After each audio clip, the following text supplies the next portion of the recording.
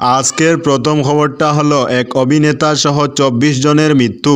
দাউ দাউ করে জ্বলছে শোকাহত হলিউড। যুক্তরাষ্ট্রের ক্যালিফোর্নিয়ায় ভয়াবহ দাবানলে এখনও পর্যন্ত ২৪ জনের মৃত্যু হয়েছে। নিহতদের মধ্যে অস্ট্রেলিয়ান টিভি অভিনেতা ররি সাইকোসও রয়েছেন। অনেক মানুষ নিখোঁজ বলে জানা গেছে। লস অ্যাঞ্জেলেসে আগুন ভয়াবহ রূপ নিয়েছে। এখানে বসবাসকারী শত শত সেলিব্রিটির বাড়ি আগুনে পুড়ে গেছে। আগুনে এখনও পর্যন্ত ১২ লক্ষ কোটি টাকার সম্পত্তি ধ্বংস হয়ে গেছে। ৪০,০০০ একর জমি আগুনের গ্রাসে চলে গিয়েছে। গত সপ্তাহে লস অ্যাঞ্জেলেসে দাবানল শুরু হয়। দাবানলের গ্রাসে ইতিমধ্যে চলে গিয়েছে বহু বাড়ি। বহু মানুষ ঘরছাড়া। বাদ যায়নি হলিউড তারকাদের বাড়িও। ঘরবাড়ি আগুনে ভস্মীভূত হয়ে গেছে। অন্যত্র আশ্রয় নিয়েছেন তারা। রবিবার রাত থেকে ফের দক্ষিণ ক্যালিফোর্নিয়ার দিক থেকে শুষ্ক হাওয়া ঘন্টায় প্রায় ৯৬ কিলোমিটার বেগে এগিয়ে এসেছে। ফলে আরও দাউ দাউ করে জ্বলে উঠেছে আগুনের লেলিহান শিখা। লস অ্যাঞ্জেলেস কাউন্টির মেডিকেল বিভাগ নিশ্চিত করেছে এখনও পর্যন্ত ২৪ জনের প্রাণহানি হয়েছে দাবানলে, ১৬ জন নিখোঁজ। আজকের পরবর্তী খবরটি হলো কুম্ভ মেলায় অস্বাভাবিক মৃত্যু এক পুণ্যার্থীর, অসুস্থ ৩ জন। গঙ্গাসাগর মেলায় পুণ্যার্থীর অস্বাভাবিক মৃত্যু, অসুস্থ হয়ে পড়েন আরও ৩ জন। মৃতের নাম অবদেশ তেওয়ারি। তিনি উত্তরপ্রদেশের বাসিন্দা বলে জানা গিয়েছে। হার্ট অ্যাটাকে তার মৃত্যু হয়েছে বলে মনে করা হচ্ছে। মঙ্গলবার মকর সংক্রান্তি। দেশের বিভিন্ন প্রান্ত থেকে তীর্থযাত্রীরা সাগরদ্বীপে আসছেন। সেই মতো উত্তরপ্রদেশের ওই বাসিন্দাও আসেন। গতকাল আচমকা অসুস্থ হয়ে পড়েন তিনি। সঙ্গে সঙ্গে তাকে হাসপাতালে নিয়ে যাওয়া হয়, কিন্তু শেষ রক্ষা হয়নি। সেখানেই কর্তব্যরত চিকিৎসকরা তাকে মৃত বলে ঘোষণা করেন। মেলায় এসে অসুস্থ হয়ে পড়া আরও ৩ তীর্থযাত্রীকে এবার লিফট করে জরুরি ভিত্তিতে কলকাতার হাসপাতালে পাঠানো হয়েছে। আজকের পরবর্তী খবরটি হলো মণিপুরে অপহরণ হওয়া কাছারের 2 চালক এখনও সন্ধানহীন। বিক্ষোভ ট্রাক চালক সংস্থার। মণিপুরে অপহরণ 2 চালক ও টিপার সন্ধান না হওয়ায় দলাইর কাটাখাল স্থিত জন্ডু কনস্ট্রাকশনের কার্যালয়ের সামনে বিক্ষোভ দেখালো শিলচর ট্রাক চালক সংস্থা। রবিবার শিলচর ট্রাক চালক সংস্থার কর্মকর্তারা কাটাখাল জন্ডু কনস্ট্রাকশনের কার্যালয়ে গিয়ে চালকদের উদ্ধারের দাবি জানিয়ে বিভিন্ন স্লোগান দিতে থাকেন। এই খবর পেয়ে দলাই থানার জনপান বে সদল বলে পৌঁছে সেখানে চালক পরিবার ও চালক সংস্থার সঙ্গে কথা বলেন। পরে নির্মাণ সংস্থার HR ও PM এর সঙ্গে ফোনে কথা বলে যদিও কোনো সমাধানের পথ বেরোয়নি।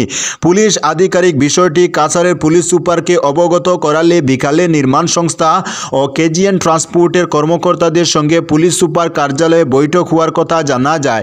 এই বৈঠকের চালক সংস্থার সদস্যদেরও উপস্থিতি থাকার কথা ছিল। তবে বিকেলে চালক সংস্থার সভাপতি বাহারুল ইসলাম লস্করের সঙ্গে যোগাযোগ করলে তিনি জানান তাদের বৈঠকের সময় না জানানোয় তারা অনুপস্থিত ছিলেন। বিষয়টি নিয়ে কাছাড়ের পুলিশ সুপার নুমাল মাহাত্তার সাথে ফোনযোগে প্রতিক্রিয়া জানতে চাইলে তিনি জানান নির্মাণ সংস্থা ও KGN ট্রান্সপোর্টের সঙ্গে কথা হয়েছে। আজকের পরবর্তী খবরটি হলো আজ মেরামেরি, কাল মকর সংক্রান্তি। উৎসব মেজাজে গ্রাম কাছাড়। অবহমান ধরে বাঙালির ঐতিহ্যের পরম্পরা আজ মেরামেরি। আগামীকাল পৌষ সংক্রান্তি তথা মকর সংক্রান্তি। এই মেরামেরির অস্থায়ীর ঘরে মাছ মাংস স্ফূর্তি করে রাত যাপন এবং পরদিন সকালে সকালে স্নান সেরে ঘরে আগুন দিয়ে উত্তাপ নেওয়া, তারপর পৌষ সংক্রান্তির পিঠাপুলি খাওয়া। মেরামেরির অস্থায়ী এক ঘরটি তৈরি করা হয় পৌষ সংক্রান্তির রাতে। তারপর সেই খড়কুটো দিয়ে তৈরি মেরামেরির ঘরটির মাঝে ছোট বড়রা মিলেমিশে গান বাজনা আমোদ প্রমোদ করতে থাকে।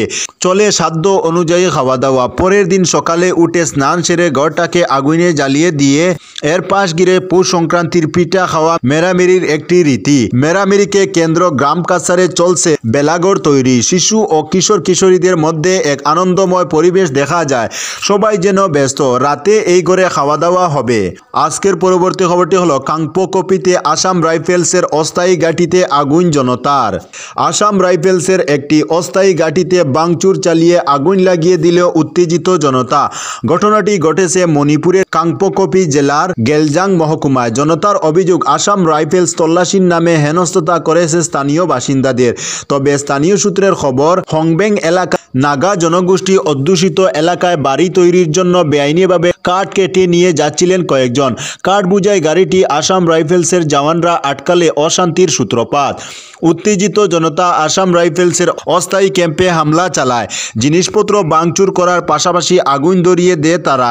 এই ঘটনায় হতাহতের কোনো খবর পাওয়া যায়নি। আজকের পরবর্তী খবরটি হলো, করিমগঞ্জ পঞ্চায়েত বিজেপির দখলে যাবে দেখে রশিদ ভূপেন বানচালের চেষ্টা করলেন, বললেন সুব্রত। 2026-এর বিধানসভা নির্বাচন নিয়ে এখন থেকে তৎপরতা শুরু করে দিয়েছে শাসক দল বিজেপি।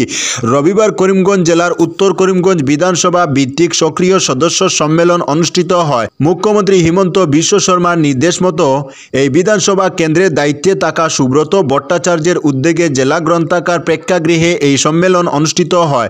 সবাই কংগ্রেসের কড়া সমালোচনা করে সুব্রত ভট্টাচার্য বলেন, কংগ্রেস নিজেদের পরাজয় নিশ্চিত জেনে কৌশলে আদালতে মামলা দায়ের করে পঞ্চায়েত নির্বাচন যাতে না হয় এর চেষ্টা করছে।